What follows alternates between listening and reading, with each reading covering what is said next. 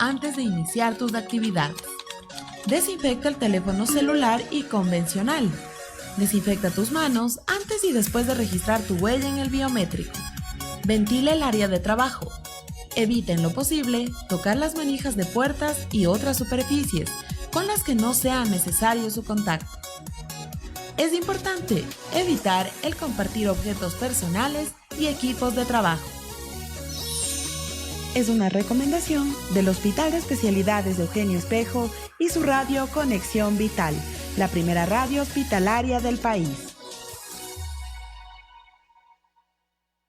Mantén el distanciamiento social.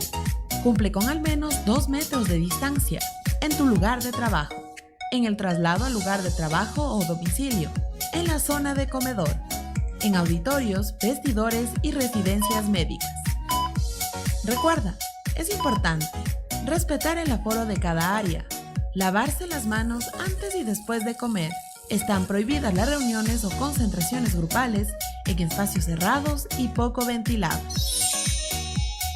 Es una recomendación del Hospital de Especialidades de Eugenio Espejo y su radio Conexión Vital, la primera radio hospitalaria del país. Antes de estornudar, es importante recordar: cúbrete la nariz y la boca con un pañuelo desechable al toser y estornudar, y deséchalo a continuación a un cubo de basura que cuente con tapa. Si no dispone de pañuelos, emplee la parte interna del codo sin quitarse la mascarilla para no contaminar las manos. Posterior a toser o estornudar, o después de tocar superficies potencialmente contaminadas, realiza un adecuado lavado con jabón líquido y desinfección de manos. Evita tocar superficies del rostro, como ojos, nariz o boca, sin haber realizado higiene o desinfección de manos. Si no puede evitar escupir, realícelo en un pañuelo desechable y deposítelo en un cubo de basura que cuente con tapa. Es una recomendación del Hospital de Especialidades de Eugenio Espejo y su radio Conexión Vital, la primera radio hospitalaria del país.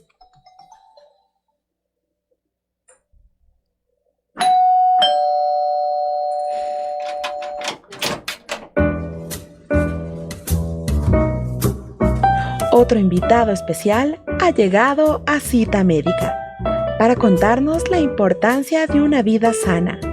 Por Conexión Vital. Bienvenidos.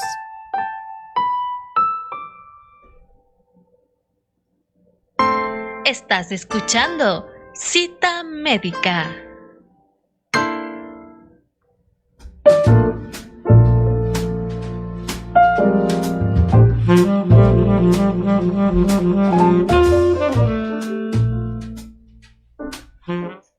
Saludos cordiales y bienvenidos a una nueva Cita Médica, su espacio de salud de Radio Conexión Vital, la radio del Hospital de Especialidades Eugenio Espejo. Siempre nosotros interesados por la educación de toda la comunidad en materia de salud. Es posible que en alguna situación, en algún momento, usted haya sentido la necesidad de orinar muchas veces, ya sea durante el día, durante la noche, y experimentar una pérdida no intencional de orina. Esta situación podría generar problemas adicionales, como hacer que la persona se sienta avergonzada, se aísle y limite también su vida tanto social como laboral. Podría tratarse de vejiga hiperactiva. Y es por eso que el día de hoy vamos a tratar este importante tema de salud de la rama de urología con el especialista de nuestra casa de salud experto en este tema. Recibimos el día de hoy al doctor Lenin Morán. Él es especialista, ya lo había dicho, del servicio de urología de nuestra casa de salud y con él abordaremos este importante tema. Doctor, bienvenido a su programa Cita Médica. Muy buenos días, muchas gracias por la apertura, un saludo cordial para ustedes, igualmente a todas las personas que nos acompañan por todos los medios de la institución. Qué importante es tratar este tema que quizá por su nombre tal vez no lo relacionamos, no estamos muy vinculados con este nombre. Sin embargo, tal vez tenemos signos, síntomas que ya nos dan fe de que podemos presentar esta patología de salud. Entonces, doctor, empecemos a explicar porque quizá incluso la confundimos con otro tipo de patología. Entonces, mejor tener claro de qué se trata. ¿En qué consiste la vejiga hiperactiva? Bueno, retomando un poquito, partiendo de sus palabras, créame que es un problema que muchos médicos no lo logramos entender muy bien, en el primer nivel en especial. Se lo confunde mucho por ahí con infecciones, etcétera, y no se toma conciencia de este problema que cada vez se vuelve más frecuente en nuestro medio. Bueno, ¿en qué consiste? Es el deseo de orinar, es un deseo urgente de orinar, y que se da con mayor frecuencia durante el día. En algunos casos puede también acompañarse de escapes de orina, o sea, se escapa también la orina, el deseo es tan intenso, y asimismo de nocturia, o sea, también de esta molestia de levantarse en las noches, lo que impide obviamente el descanso, ¿no? Bueno, por aquí indicar que normalmente, a ver, lo normal obviamente la micción, pero no a cada rato. Ya creo que eso es lo primero que identifican nuestros pacientes, que empiezan a ir a cada rato al baño a orinar y que orinan pocas cantidades. ¿Ya? Se podría decir que esa es la definición clínica. De ahí nosotros como médicos ya empezamos a ver de que, por ejemplo, son los pacientes que van cada rato al baño, se hacen un examen de orina y no tienen infección. Ahí empezamos ya a sospechar de esta hiperactividad vesical. ¿Y a qué personas puede afectar esta patología? ¿O quizá está asociado a la presencia de otro tipo de enfermedades? ¿Existen factores de riesgo quizá que incidan en la presencia de esta vejiga hiperactiva? Sí, a ver, en este punto también, antes de que se me escape, ¿no? Hay muchos autores que hablan de que esto es una condición, ya no es una enfermedad como tal. De hecho, diría que casi el 100% de nosotros hemos tenido episodios de hiperactividad vesical. ¿Quién de nosotros no se acuerda de cuando estábamos en eso en la escuela, el colegio, la universidad? Venía un examen y ¿qué pasaba? Nos daba ganas de ir a orinar, ¿no es cierto? Íbamos a orinar y orinábamos poquito, ¿ya? Era esa sensación de ansiedad. Se puede decir que eso es un episodio de hiperactividad, ¿me entienden? Entonces, por eso hay muchos autores que están relacionando esto ya con una condición, ¿ya? Más que una patología. Ahora, si nos vamos a la definición de la patología, como decía, es una contracción solo del músculo, ¿no? Normalmente nosotros para orinar llega, ¿no es cierto?, líquido a nuestra vejiga. La vejiga tiene que tener la capacidad de distenderse, de aceptar esa orina que va llenándose poco a poco sin tener que contraerse. Entonces llega a una capacidad en la cual le dice al cerebro, listo, contráete. Pero ¿qué es lo que sucede? Muchas veces está apenas distendiéndose con poquito y ya le dice contráete, cuando todavía no debería decirlo. Asimismo puede estar afectada el regreso. Puede ser que nunca la vejiga le dijo contraete, pero la vía de llegada está tan alterada que la manda a contraerse, ¿no? Entonces, esta patología puede presentarse en todas las personas, desde niños, personas de edad madura y ancianos. Se habla de que tiene una mayor incidencia con los años, pero aquí hay algo interesante que tal vez no lo reporta la literatura internacional todavía, pero que estamos viendo cada vez como tenemos más en nuestra población más joven, ¿no? E inclusive, pese a que las estadísticas dicen que no hay mayor diferencia entre hombres y mujeres, se está empezando a ver una mayor predisposición justamente en las mujeres. ¿Por qué? Porque las mujeres se han incluido todavía, o sea, mucho más en el medio laboral, tienen cada vez más puestos laborales ya de jerarquía, ¿no es cierto? Se está dando eso, gracias a Dios, ¿no? Pero eso también no le quita que la mujer, en especial en el medio latino, sigue teniendo sus actividades en la casa. Entonces, a diferencia del hombre, que en eso por lo general, no digo que seamos todos, ¿no? Que por ejemplo, laboras y llegas a la casa a descansar, la mujer muchas veces llega a la casa a seguir trabajando. Entonces esto genera estrés, genera también episodios de ansiedad. Y eso hace que, por ejemplo, en la práctica nuestra, tenemos muchas mujeres, o sea, cada vez un mayor porcentaje de mujeres, y son con mujeres con posiciones nuevamente de responsabilidades laborales altas, que están presentando este problema de vejiga hiperactiva, ¿no? Entonces, podría decirse, puede afectar a cualquier grupo de edad, ¿ya? Y últimamente se está ensañando un poquito más, ya digo, con nuestra población en eso femenina, en edad obviamente laboral. Y ustedes podrían darse cuenta, tal vez la población, preguntando en sus casas. Y si uno pregunta si tiene ese problema, empieza a decir, ¿sabes que sí? Estoy yendo más veces al baño y voy y orino un poco, pero a veces se ocupa y deja, ¿no? Ahora, doctor, tenemos una consulta que nos hacen vía WhatsApp y le agradecemos mucho a las personas que ya se van contactando con nosotros por este medio. Puede existir también, bueno, ya hablamos de que la ansiedad, el estrés también puede incidir en el desarrollo de esta condición, pero ¿qué sucede también en el caso de, y es la pregunta que nos hacen, en mujeres que quizás ya han tenido algunos partos normales y que obviamente presentan episodios que pueden llamarse incontinencia? ¿Puede también esta incontinencia desencadenar esta condición de la vejiga hiperactiva, o no hay ninguna relación, o más bien se trata de una confusión entre lo uno y lo otro? Ya, realmente, a ver, la hiperactividad vesical nosotros llegamos a diagnosticarla a través del descarte de otras enfermedades, ¿ya?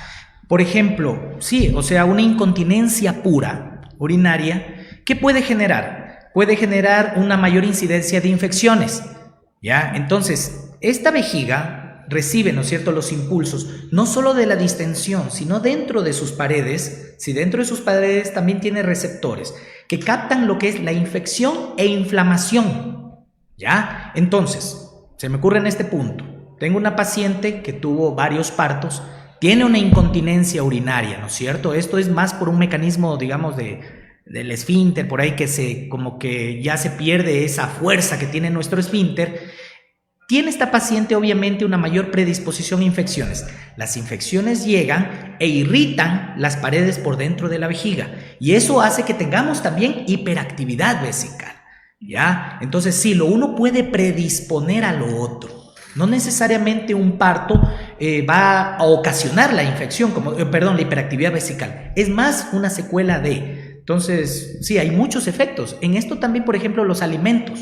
¿Ya? Nosotros tenemos, por ejemplo, pacientes, muchos de mis pacientes, cuando empiezan con esta hiperactividad les pregunto, bueno, ¿y qué tanto de café tomamos? Creo que es algo muy común en nuestras oficinas, cosas así, tomamos bastante café. Y empiezan a decir, ¿sabe qué? Sí, estoy tomando bastante café. Solo con restringir el café, que es un irritante de la vejiga, disminuye la frecuencia miccional.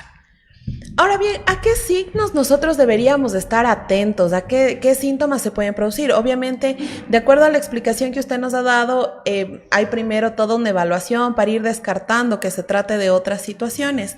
Sin embargo, se van presentando estos signos o estos síntomas. Ya habíamos hablado de este mismo hecho de las ganas de tratar de ir a orinar y al momento de hacerlo que realmente la cantidad de orina sea muy mínima. Pero, ¿a qué signos debemos estar alertas nosotros? O sea, en esta patología obviamente lo primordial es eso, es darse cuenta que estoy yendo a orinar mucho más frecuente, y por ponerle tiempo, ya por ponerle un tiempo, podríamos decir que estoy yendo a orinar en menos de cada 2 horas, ¿sí? Entonces, yo estoy viendo, se me ocurre, 10 de la mañana, y a las 11 quiero volver a orinar, y voy y orino poca cantidad. Entonces empiezo a decir, esto no es normal, y en especial que me da ganas de orinar, que debo yo por poco correr al baño, ¿ya? Entonces, hablando de vejiga hiperactiva, obviamente ese es el signo cardinal de este problema. Otras cosas, obviamente, para uno ver al médico siempre, ¿no es cierto? El mal olor, por ejemplo, en la orina, en eso, irritación a nivel vaginal, en el caso de las mujercitas. Entonces son cosas, el dolor también, obviamente, el dolor que empieza a generar, porque el momento en el cual yo empiezo a ir más frecuente al baño, empiezo a forzar más también la musculatura, el piso pélvico, y esto también puede generar dolores permanentes. Hay personas que llegan y dicen, doctor, me pasa doliendo, y de hecho eso es lo que termina desencadenando el motivo de consulta. A veces ni bola le paran, ¿sí?, al hecho de estar yendo a orinar más frecuentemente, pero dicen, me empezó a doler y tengo el dolor, pero eso ya es una secuela del estar yendo a orinar a cada rato, y cuando uno les pregunta, te das cuenta de eso, ¿ya? ¿Podríamos decir entonces que esta condición es más frecuente en la población femenina que la masculina? Primero eso, y segundo, ahora bien, si ya determinamos todos estos signos que se pueden dar unos u otros o todos en su conjunto, ¿cuál es el proceso diagnóstico que se sigue? ¿Qué es lo que ustedes como profesionales obviamente solicitan para que se confirme efectivamente que se trata de esta vejiga hiperactiva? Ya, bueno, con la primera parte de la pregunta, sí, podríamos decir, o sea, en esto creo que nos falta un poquito más escribir y publicar, ¿no?, en nuestro medio, porque creo que la mayor parte de colegas urólogos van a coincidir que es más frecuente en nuestro medio en la población femenina, ¿ya? Pero la literatura internacional no lo refleja así, ¿ya? Lo estamos viendo, tendríamos que pasarlo al escrito, ¿no? ¿Qué debemos hacer? A ver, ¿qué nosotros hacemos? Depende, obviamente, del medio. Primero, aunque no lo crean, es simplemente una evaluación, ¿sí? Y con un examen de orina. Lo primero que se tiene que hacer. Podemos apoyarnos en la facilidad de una simple ecografía para ver cómo está trabajando esa vejiga, ver qué tanto se distiende y qué tanto evacúa, porque también pueden haber otros problemas en los cuales la vejiga se distiende mucho y evacúa poquito. Entonces las personas dicen, es que estoy orinando más frecuente. No, mi vejiga cada rato me manda a orinar, pero no, el problema es de que se distiende tanto y la vejiga no se contrae y solo elimina una partecita y ahí se está acumulando. Entonces, un examen de orina, una ecografía, un chequeo médico general y preguntarle, a veces hacer algo que llamamos el diario miccional, que es de preguntarle al paciente que anote cómo toma líquidos y cuánto evacúa durante algunos días, ya nos da una buena idea. De ahí vienen, claro, exámenes un poco más complejos, ya que a veces solemos pedir, no son de primera mano, pero dentro de esos nos ayuda muchísimo la urodinamia. Ya, nosotros tenemos aquí en la institución, suerte el estudio de la urodinamia en nuestro equipito viejito, pero que funciona todavía. Entonces, eso nos ayuda y de hecho a través de eso les ayudamos a toda la zonal porque es el único equipo que tenemos en la zonal. Entonces, la urodinamia, podemos hacer unas cistoscopías, entre otros estudios, ¿no? Importante el tema que el día de hoy estamos abordando con el doctor Lenin Morán. Él nos está hablando sobre esta vejiga hiperactiva, para conocer sobre esta condición y adicional a ello para entender también las diferencias entre otras patologías que pueden presentarse. De allí la importancia del diagnóstico y de acudir al profesional de salud especializado en la materia. Ustedes pueden conectarse con nosotros a través de nuestra línea de WhatsApp. Si tienen alguna duda, alguna inquietud, pueden hacérnosla llegar. Contamos hoy con el profesional que nos puede ayudar a resolverlas. Comuníquense al 097 97 22 45 9 o también nos pueden dejar sus comentarios. Estamos atentos a ellos en nuestra transmisión en vivo en Facebook en @rconexión-vital. Vamos a hacer una pausa y regresamos en breves minutos.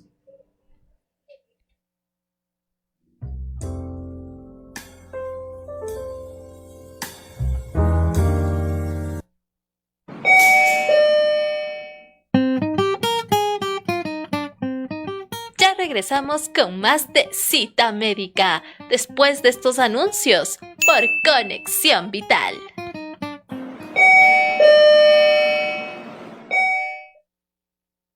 Conexión Vital. Recuerda, lávate las manos con frecuencia y sigue los siguientes pasos. Mójese las manos con agua. Deposita en la palma de la mano una cantidad de jabón suficiente para cubrir todas las superficies de las manos. Frótese las palmas de las manos entre sí. Frótese la palma de la mano derecha contra el dorso de la mano izquierda, entrelazando los dedos y viceversa. Frótese las palmas de las manos entre sí con los dedos entrelazados. Frótese el dorso de los dedos de una mano con la palma de la mano opuesta, agarrándose los dedos. Frótese con un movimiento de rotación el pulgar izquierdo, atrapándolo con la palma de la mano derecha y viceversa. Frótese la punta de los dedos de la mano derecha contra la palma de la mano izquierda, haciendo un movimiento de rotación y viceversa. Enjuáguese las manos con agua. Séquese con una toalla desechable. Sírvase de la toalla para cerrar el grifo. Sus manos ahora son seguras. Es importante realizar higiene de manos durante la colocación y retiro del equipo de protección personal. Es una recomendación del Hospital de Especialidades de Eugenio Espejo y su radio Conexión Vital, la primera radio hospitalaria del país.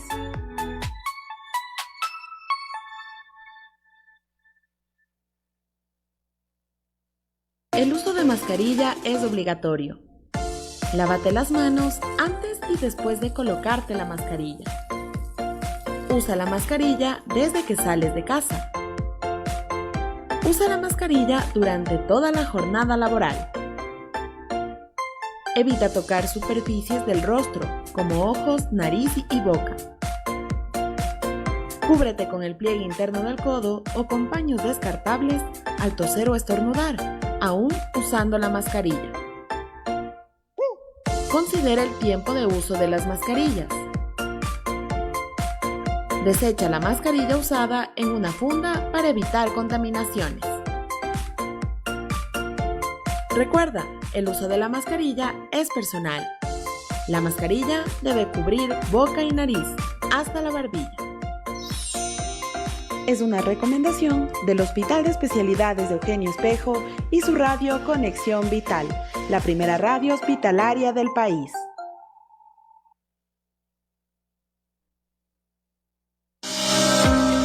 El albergue lleva brindando el servicio al Hospital Eugenio Espejo alrededor de 40 años, a través del grupo de damas voluntarias que vio la necesidad de brindar este servicio a pacientes que vienen de provincias lejanas y sobre todo que son de escasos recursos económicos y no tienen familiares acá en la ciudad de Quito para que ellos puedan tener un lugar en donde quedarse el tiempo que dure quizás la consulta, los exámenes o el tratamiento.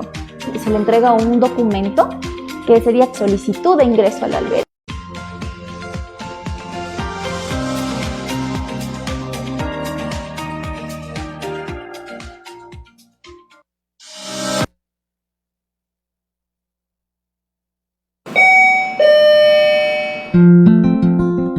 Estamos de vuelta con más de Cita Médica por Conexión Vital.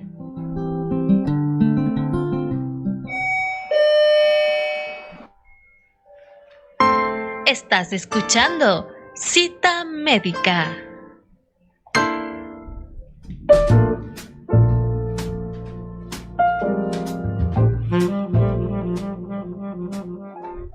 Gracias por continuar en nuestra sintonía. El día de hoy estamos hablando sobre vejiga hiperactiva junto al doctor Lenin Morán. Él es especialista de nuestra casa de salud del servicio de urología y nos está ayudando a resolver también algunas inquietudes al respecto de este tema. Y doctor, habíamos estado conversando, ¿no?, que quizá hay parte de la población que tiene alguna sintomatología que nos da muestra de esta condición, pero que quizá por vergüenza no se acerca, no busca una consulta y deja pasar.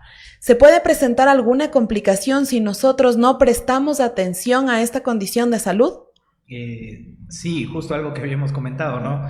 Hay que tomar muy en cuenta que el principal efecto es el aislamiento, o sea, las secuelas psicológicas de esta condición afectan mucho a nuestra población. Veamos siempre nuestras personas, por ejemplo, adultos mayores. Hay muchos casos en los cuales ellos no quieren hacer viajes, no quieren salir, no quieren irse a algún lado. No nos dicen muchas veces el por qué. Y el por qué es justamente esto, que están orinando muy frecuentemente. Entonces, hay personas que llegan a la consulta de uno y dicen, mire doctor, o sea, me da vergüenza salir con mi familia, porque si viajo de acá de Quito a Ambato, de aquí de Quito a Ibarra, tengo que pedirles que paren para orinar. ¿Ya? Entonces, ¿qué he optado para que no me pongan mala cara? No ir. Y pongo alguna excusa. Entonces, eso es una de las principales, ¿no es cierto? Ese aislamiento que podemos llevar a nuestros pacientes. Y en el plano meramente biológico, ¿no es cierto? Una hiperactividad vesical puede llegar al punto a la vejiga de hacerle perder su capacidad, ¿no es cierto? La mal acostumbramos y empieza a volverse más pequeña y esclerótica, dura. ¿Ya? Que a veces inclusive, por eso tenemos casos en los cuales tenemos que llegar a operar estos pacientes, ¿ya? ¿Por qué? Porque la vejiga pierde su elasticidad. Lo normal es que la vejiga mantenga su elasticidad, su capacidad, pero en el momento en que la mal acostumbramos a orinar poquito, a cada rato, ya la vejiga no alberga los 300 a 600 centímetros cúbicos, a 500, hablemos en promedio, que debe albergar, sino que empieza a quedarse en apenas 100, apenas 50. Entonces nosotros tenemos que hacer cirugías que se las hace en nuestro hospital, que es ponerle otras partes, a veces pedazos de intestino, ¿sí?, para poder volverlas a hacer más grandes. Imagínense, una condición de este estilo terminar en una cirugía hasta de ese nivel. Entonces, claro, nos puede llegar a eso. Asimismo, cuando se queda muy pequeña, puede empezar a presionar tanto que empieza a dar reflujo y a dañar los riñones, pudiendo llevarnos inclusive a casos de insuficiencia renal. Entonces, bueno, a largo plazo, claro, y de acuerdo a la severidad del problema, es una patología que puede llevarnos a cosas mucho más graves, ¿no? Ahora, si fuera el caso de un paciente que ya, obviamente por el avance de la condición, necesita una cirugía, y estamos hablando de todo un trabajo minucioso dentro de la vejiga y hablar ya del funcionamiento como tal de este órgano, ¿queda de igual forma la vejiga en su funcionamiento o no? ¿O ya no se recupera la condición adecuada o normal, digamos? Claro, lamentablemente no. O sea, ¿por qué? Porque ya ponemos un tejido que no es el músculo de la vejiga. Ya, lo que nos termina ayudando es a tener una mayor capacidad. Pero muchos de estos pacientes terminan teniendo que hacerse cateterismos intermitentes. Imagínense ustedes, o sea, tener que cada 4 o 6 horas ponerse una sonda a través de la uretra solito para poder evacuar, ¿ya? Pero claro, gracias a eso yo evito que se me dañen los riñones, por ejemplo, ¿no? Entonces, o en algunos casos, por ejemplo, utilizar una sonda permanentemente, que también genera mayores infecciones. O sea, no es que ya vino el problema y lo curo y volvemos a la normalidad, no, ya no se puede. Ahora una pregunta que teníamos también, doctor. ¿Qué sucede también con este proceso? Hay personas que por A o B circunstancia se aguantan estas ganas de ir al baño, de orinar normalmente cuando deben hacerlo. Esto también es contraproducente en cuanto al trabajo normal que debe desarrollar la vejiga y quizá en lo posterior puede desencadenar en esta vejiga hiperactiva, ¿o no hay relación entre lo uno y lo otro? A ver, es algo paralelo, ¿ya? En nuestro medio, ¿no es cierto? Creo, y en especial a las mujercitas se les enseña que tienen que orinar en la casa, ¿ya? ¿No es cierto? Y yo les paso diciendo a muchas pacientes mías que a veces inclusive que cuando les toca ir a un baño que no es el de la casa, yo les molesto, pasan replicando la película de Spider-Man, ¿no es cierto? Agarrándose y tanteando donde sea para no tener que sentarse. Ya, esto no es adecuado para el piso pélvico, ¿no? Porque la posición y todo eso para poder orinar debe ser la adecuada. Todo eso termina dañando a los músculos que generan, que nos permiten una micción adecuada. El aguantarse mucho tiempo lleva a otros problemas, ¿ya? En cambio es algo diferente, ¿sí? Cuando uno, o sea, se aguanta mucho tiempo, estoy hablando de que no orino por 4, 5, 6 horas, ¿no? Hay pacientes que lo hacen así, ¿no? Y dicen, no, tengo que aguantar hasta la casa. Y lo que más vale termino es distendiendo mucho la vejiga.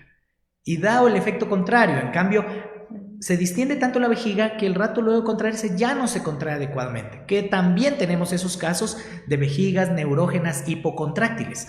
Entonces, la vejiga hiperactiva de por sí forma parte de un conglomerado, hablemoslo así, de enfermedades que se llama vejiga neurógena, que pueden ser por hiperactividad como la vejiga, o sea, neurógena hiperactiva, que llega un poco de orina y contraigo, pero también hay las vejigas neurógenas hipoactivas, por ejemplo, que en cambio se distiende mucho y no se contrae. Ya, entonces a eso nos puede llevar el aguantarme demasiado tiempo las ganas de orinar, ¿no? Pero me pueden decir también, no es que doctor, me da ganas de orinar, pero ya oriné hace 1 hora. Entonces eso es diferente. Entonces ante esas dudas, mejor es consultar con el médico, quien le va a poder orientar a qué problema estamos presentando. Ahora bien, hablábamos de las complicaciones que se pueden presentar e incluso de esta quizá necesidad ya de llevarlo a una cirugía sin que la vejiga obviamente recupere su funcionamiento normal.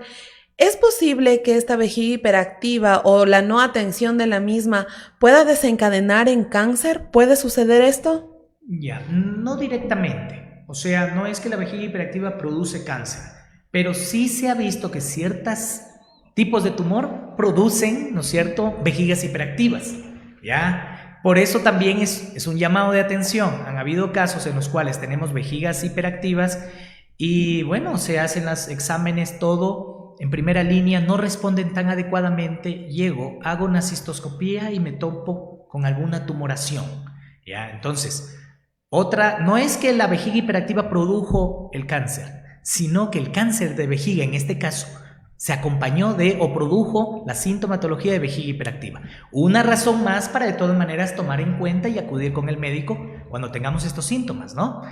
No es tan frecuente, tampoco quiero sembrar aquí el pánico entre nuestra audiencia diciendo ya tengo cáncer, porque en verdad a veces creo que somos muy emocionales en ese caso. No, o sea, es poco frecuente, gracias a Dios, la incidencia de cáncer, pero de todas maneras siempre esto nos va a hacer un llamado de atención para hacernos un chequeo, ¿no? Y de hecho que el chequeo es imprescindible y mejor si lo hace de forma oportuna. Me imagino que en cuanto a tratamientos, si una persona ha notado y de inmediato busca la asistencia médica, el tratamiento difiere de otra persona que ya ha dejado avanzar. Entonces, ¿cuál es el tratamiento que ustedes como profesionales pueden aplicar en los pacientes de acuerdo a la condición o al caso en el que se presente? Claro que sí, realmente cuando nosotros, depende del estadio en el cual esté nuestro paciente, como les decía a usted, o sea, es algo, hay pacientes que es tan sencillo con solo disminuir la carga de café diario, ¿ya? Disminuyen los irritantes vesicales, el café, el ají, gaseosas negras, amarillas, ¿no es cierto? Comidas demasiado condimentadas son irritantes vesicales. Entonces, muchos pacientes solo bebidas energizantes también que contengan cafeína, solo con reducir eso, ya el paciente se cura, hablemoslo así, se controla. Pero claro que hay pacientes en los cuales eso ya no es suficiente. Tenemos que empezar a dar medicación, la medicación así mismo por grados, ¿no es cierto? Tenemos los anticolinérgicos, entonces vamos pasando por eso. Si es que no me responde a los anticolinérgicos, a la par también me puedo ir apoyando de fisioterapia, piso pélvico, que también tenemos en nuestra institución, ¿no es cierto? Entonces, la fisioterapia puede ser algo tan conductual como en verdad. A veces llega al punto que a mis pacientes les envío, digo, ya usted tiene que regularse, no orinar cada hora, si no les empiezo a que orinen un poquito más espaciado, poco a poco. O sea, una terapia conductual de ese estilo puede ser suficiente, o a veces tenemos que hacer electromodulación, se me ocurre estimulación del tibial posterior, entre algunas cosas. Si eso no responde, o sea, no me respondió ya terapia, medicamentos, no me responde a fisioterapia, puedo llegar a utilizar, en forma general, no diré que es la misma, pero por ejemplo, las inyecciones intravesicales de toxina botulínica, por ejemplo. Entonces, empezamos a utilizar la toxina botulínica, ¿sí? A nivel intravesical, como para paralizar ese músculo que no se contraiga con tanta facilidad. Y luego de eso puedo llegar, como le decía a usted, hasta la cirugía. O sea, tenemos varios grados, que puede ser un tratamiento tan sencillo como tener que terminar en una cirugía, obviamente de mayor envergadura, ¿no? ¿Es posible que podamos determinar cuántas veces sería lo normal, por así decirlo, de ir al baño y de orinar? Imagino que esto también difiere, por ejemplo, en cuanto a una persona que toma bastante agua en el día frente a otra persona que no lo hace así, pero podemos hablar de un valor normal o un tiempo normal que la persona debería orinar.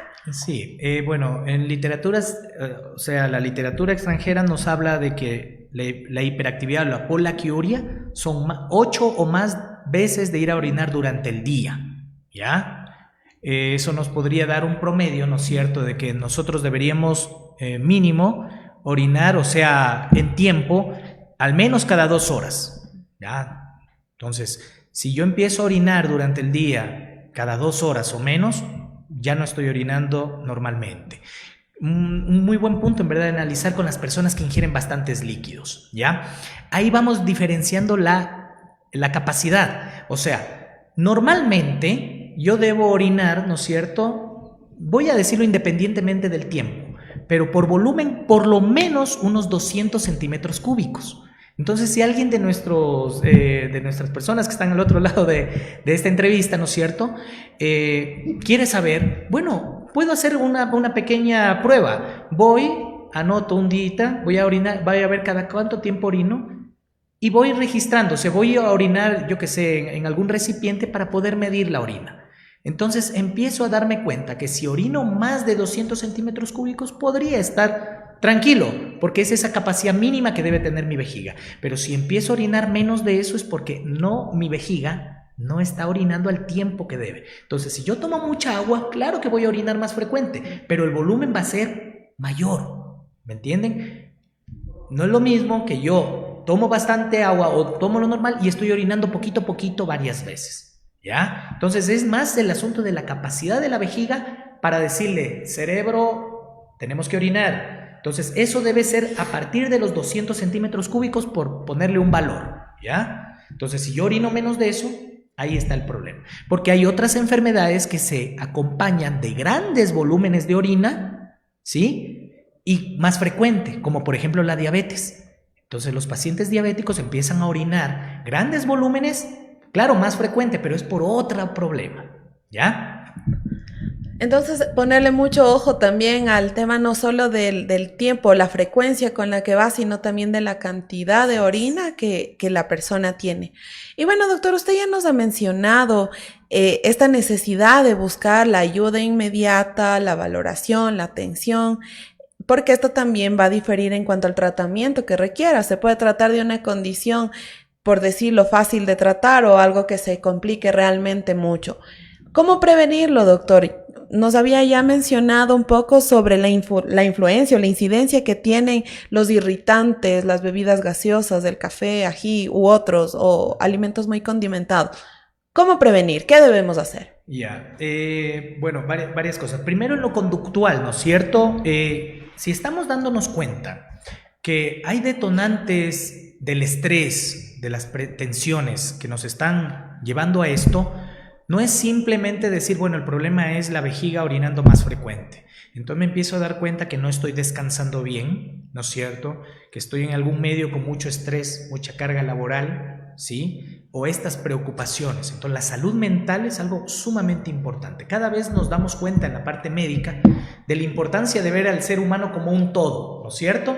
Entonces tenemos que empezar a ver eso. Yo, por más de que sea urólogo, no me puedo decir, no, su problema es solo la vejiga y le voy a dar un tratamiento para la vejiga. Cuando tengo una persona tal vez con síndromes ansioso-depresivos, que son los que están generando el problema. Entonces, primero eso, ¿no? O sea, creo que todos a hacer una introspección en ese aspecto, ver cómo estoy descansando, ¿sí? Cómo me siento, si es que estoy teniendo algún tipo de ansiedad y buscar ayuda con tiempo para eso, ¿no? Uno por uno. Lo segundo, ¿no es cierto? ¿Cómo prevenir? Claro, vamos de la mano de una dieta adecuada.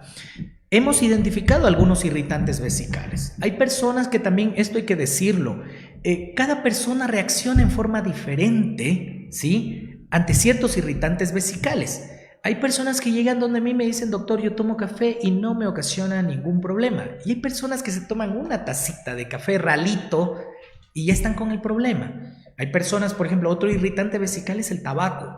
Por suerte, diría que en líneas generales en nuestro medio no hay un consumo de tabaco como en otras sociedades, como por ejemplo los europeos, pero de todas maneras el tabaco también es otro problema que también irrita. El alcohol también. Entonces, si quiero prevenir, tengo que disminuir la influencia de este tipo de irritantes. Algo que también en estos medios, que estamos todo el mundo tratando, ¿no es cierto?, de bajar de peso y que estamos empezando a ver que todavía no hay estudios todavía tan profundos, de larga data en especial, son el uso de edulcorantes no calóricos. Entonces hay algunas de estas cosas que también se están viendo que pueden generar irritación a nivel de la vejiga. Pero bueno, esa parte está todavía en estudios, no podría decir nombres, apellidos de tal o cual cosa, pero también hay que tomar en cuenta eso. No es cuestión de solo decir, bueno, dejo el azúcar, porque está bien, tengo que dejar el azúcar, pero lo relleno completamente con otro edulcorante, ¿no? Entonces, todas esas cosas hay que tomar en cuenta como en esta fase de prevención para evitar el problema.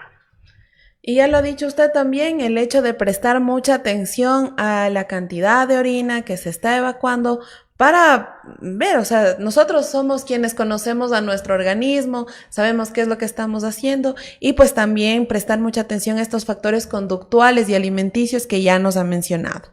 Doctor, llegamos a la parte final de nuestra entrevista. Le queremos hacer extensivo nuestro agradecimiento por todos los aportes que usted nos ha brindado esta mañana en esta entrevista en Cita Médica.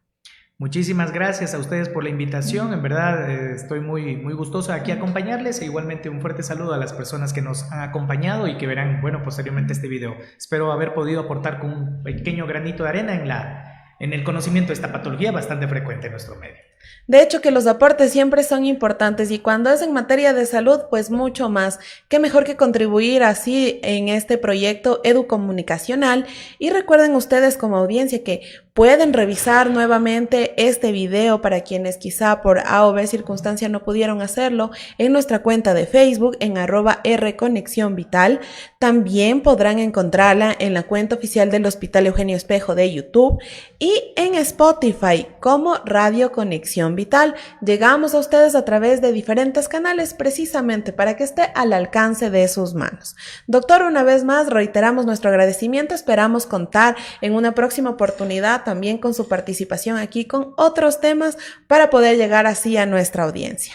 Muchísimas gracias a ustedes. Antes de cerrar este programa, queremos enviar un fuerte saludo a las personas que han interactuado con nosotros, que se han conectado en nuestra transmisión.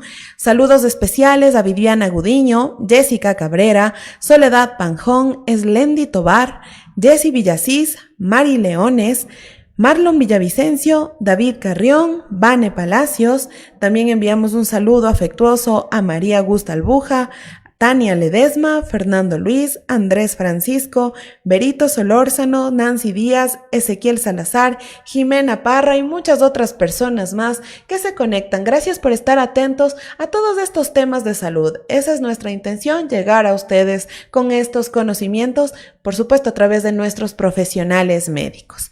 De esta manera nos despedimos de este programa Cita Médica. Nos acompañó Cristina Lara en el control técnico y Jessica Pazmiño en la conducción. Hasta una nueva Cita Médica. Una excelente jornada para todos.